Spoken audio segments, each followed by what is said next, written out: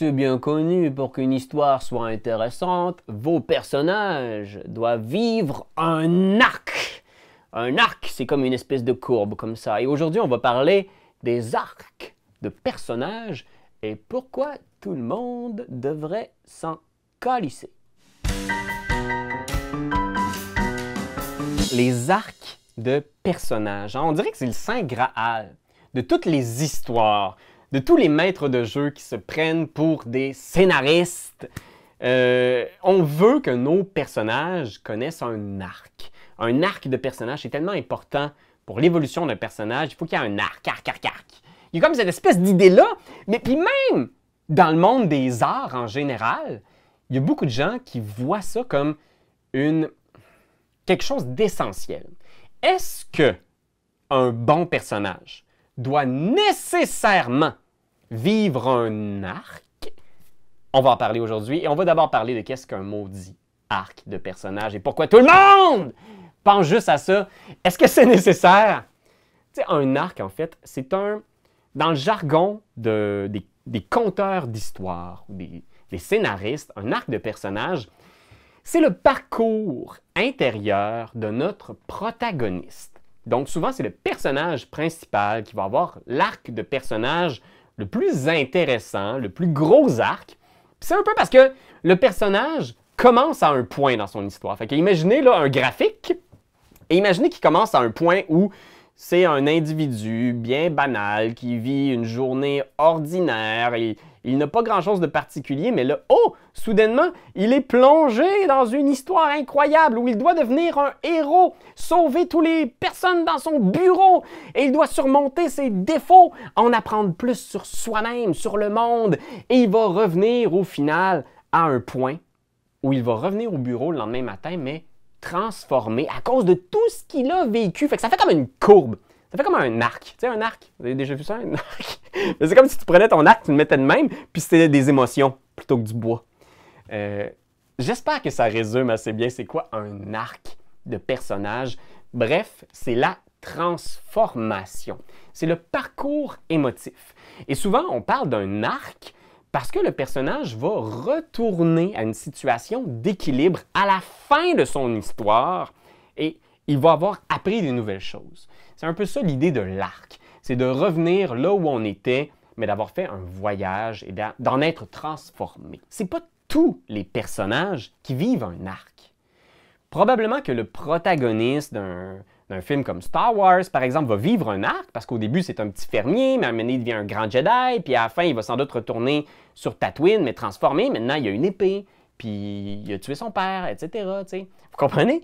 Il y a cette idée-là de retour à la normalité à la fin, quand on a vécu toutes les aventures. Harry Potter retombe à la normalité quand tous les méchants mange-morts sont morts. T'sais, vous comprenez? Il y a comme cette idée-là de retour à un équilibre. Mais il y a plein de parcours de personnages différents. Vous l'avez peut-être remarqué, hein, il y a plein de personnages célèbres qui ont zéro arc. Ils sont pareils du début à la fin de l'histoire et ils apprennent jamais rien. Tous les personnages des Simpsons, par exemple, ont zéro arc de personnage. Homer est le même. Si on faisait un graphique de Homer, il y a peut-être des bouts où il devient un peu plus weird à cause des multiples commotions cérébrales qu'il subit, mais grosso modo, c'est le même Nigo du début à la fin des 37 saisons des Simpsons. Même chose pour les personnages, par exemple, des sitcoms. Fait que si vous parlez de, je sais pas moi, Friends, par exemple, on les aime parce qu'ils ne changent pas. Joey est le même séducteur, un peu nigo et épais. Il reste le même. Puis s'il y avait une courbe de personnages, ce serait pas la même chose. On se sentirait un peu comme, mais là, il est où mon Joey? Moi, j'aime Joey qui est nigo. S'il devient super brillant, puis il réalise qu'il devrait arrêter d'être Joey parce que c'est désagréable, ce serait moins drôle. Il en va de même pour vos personnages de Donjons Dragons. Je pense que souvent, on a l'impression que Donjons Dragons devrait être à la hauteur d'un grand scénario. Donc, que les personnages devraient subir des transformations super intéressantes et super signifiantes. Il y a plein de parties de jeux de rôle où les héros sont des archétypes, puis c'est par choix, c'est par plaisir. Peut-être que vous aimez ça, jouer le barbare un peu nigo. Peut-être que vous aimez ça, jouer le magicien condescendant. Peut-être que vous n'avez pas envie que votre magicien condescendant ait une réalisation soudaine qu'il devrait peut-être un peu plus respecter les autres membres de son équipe parce qu'ils lui ont sauvé la vie dans une bataille importante. C'est difficile aussi d'écrire spontanément ces idées d'arc de personnages. Moi, ce que j'aurais tendance à vous dire, c'est de voir là où vous vous situez avec vos envies par rapport à vos personnages. Et si vous êtes maître de jeu, la première chose que j'aurais à vous dire, c'est « ça vous regarde pas pantoute! » Ne forcez pas des arcs de personnages sur vos joueurs. Il y a des gens qui sont là ici uniquement pour s'évader. Ils n'ont pas le goût d'avoir une transformation émotive complexe et subtile. S'il y a certains de vos joueurs qui veulent ou qui témoignent, qui veulent évoluer, vous voyez que le personnage change, se transforme, apprend, découvre de nouvelles choses sur lui-même, essaye de parcourir, essaye de surmonter ses faiblesses.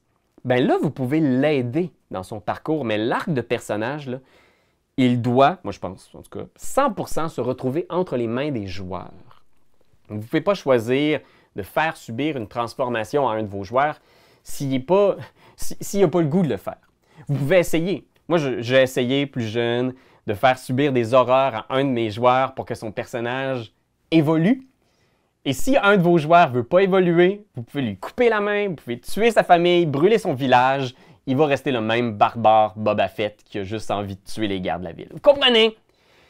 Vous devez être à l'écoute des désirs de vos joueurs. Certains sont là pour vivre une histoire épique, mais d'autres sont juste là pour jouer avec les leviers, peser ses pitons, découvrir votre univers sans nécessairement se transformer comme personnage. Il faut savoir aussi que l'arc de personnage, c'est un peu un piège, hein, parce que, comme expliquait Kurt Vonnegut dans une super bonne conférence que je vais mettre en description, pour les gens qui aiment Kurt Vonnegut, probablement un de mes auteurs préférés, mais il y a différentes courbes de personnages. Il y a des personnages qui commencent ultra déprimés, qui deviennent super joyeux puis qui changeront jamais de ça après ça. Ils retourneront jamais à l'état initial où ils ont commencé leur aventure. Il y a des personnages qui sont en zigzag complet, constant, justement chaotique, féerique, qui vont passer d'un extrême à l'autre selon les intentions du joueur ou selon les intentions du personnage. Il y a des personnages qui sont complètement imprévisibles, puis c'est pour ça, parfois, qu'on les aime. Et il y a des personnages qui vont rester monotones du début à la fin, qui vont peut-être avoir un épisode, une session, où ils vont avoir un pic de découverte personnelle, où ils vont vraiment surmonter une de leurs faiblesses, mais ils vont peut-être retomber après ça exactement à business as usual, leurs bonnes vieilles habitudes, ou peut-être qu'ils vont être juste légèrement différents, mais ils vont rester sur cette marche-là. Toutes les progressions de personnages sont valides. Le dernier conseil que j'ai, là, le truc que vous pouvez donner à vos joueurs pour les aider, peut-être, à commencer à réfléchir à est-ce que ça les intéresse, avoir un arc de personnage, mais c'est de leur demander, en début de campagne, c'est quoi le défaut de leur personnage. Parfois, le défaut est évident. Parfois, c'est une caractéristique. Si le barbare a 3 d'intelligence, c'est un défaut. S'il y a un de vos personnages qui est comme « j'ai 2 de charisme, puis je l'incarne par un bégaiement, un manque de confiance totale », c'est un défaut. Les défauts sont tellement inspirants parce que toute la courbe du personnage, finalement, ça va être qu'est-ce que je fais avec cet obstacle intérieur-là, mon défaut? Est-ce que je vis avec? Est-ce que je l'accepte? Est-ce que je le transforme en qualité? Est-ce que je le surmonte et je l'envoie complètement derrière? Est-ce que je supprime ce défaut-là? Est-ce que je suis capable un jour de passer par-dessus? Moi, ce que je trouve le plus inspirant souvent, c'est d'apprendre à vivre avec un de ses défauts. Parce que quand un personnage a un défaut et qu'il est capable de le faire disparaître, on a l'impression qu'on a un peu à faire le deuil de ce personnage-là. C'est dur. Moi, je préfère voir un personnage qui a un défaut, qui apprend à vivre avec tout au long de la campagne et qui, dans l'apothéose de la campagne, est capable de le surmonter.